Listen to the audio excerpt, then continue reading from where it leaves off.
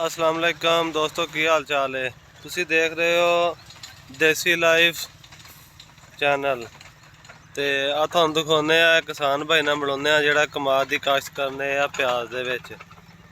ते तुहानू दिखाने उन्हां दे कारनामे। अस्सलाम वालेकुम, की हाल है मौलवी साहब?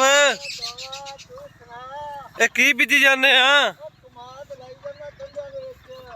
कमाद लाई जाने गंढियां दे विच।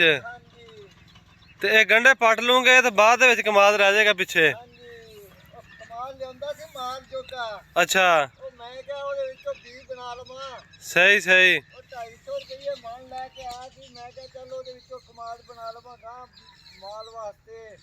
सही सही।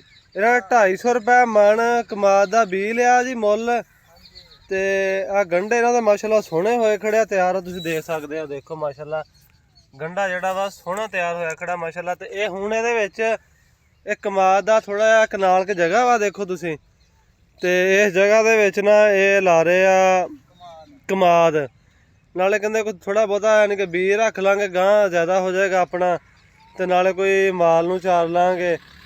ते ये भाई हुणे बड़े मेहनती आदमी आ नालियां दी टरपैन भी आ देखो आ ट्यूबवैल बिजली ते बहुत मेहनती आदमी आ। लोकां दी भाइयां भूइयां भी करदे आ। गाजी ट्रैक्टर इन्हां कोल 15 मॉडल ट्रैक्टर आ कहंदे। पहला जाड़िया पिया ट्रैक्टर का तुहानू किसी दिन रिव्यू करावांगे इन्हां दा। संभाल समूल कोई नहीं करदा जिद्दां अपने आप नूं संभालदा। वेखो दाढ़ी किद्दां शेप वधी पई, अगे पप्पू बच्चा सी ते हुण ये बिल्कुल रिहा पिया वा। ते होर की कहना चाहोगे तुसीं खादा खुदा दे बारे? कणक कुणक दी फसल ठीक आ? ਇਹਨੂੰ ਖਾਦ ਕੀ ਸਪਰੇ ਮਾਰੀਏ ਗੰਡਿਆਂ ਨੂੰ ਤੇਲਾ ਲਈ ਜਾਂਦਾ। तेले वाली इनू स्प्रे करो, इनू तो इसकी बचत हो जाएगी। गंढे मसल थोड़े सोहने आ ते अल्लाह करके तुसीं मेहनत कर रहे हो, कमाद ही ला दिता वा भी तुहानू अल्लाह ताला सिला देगा।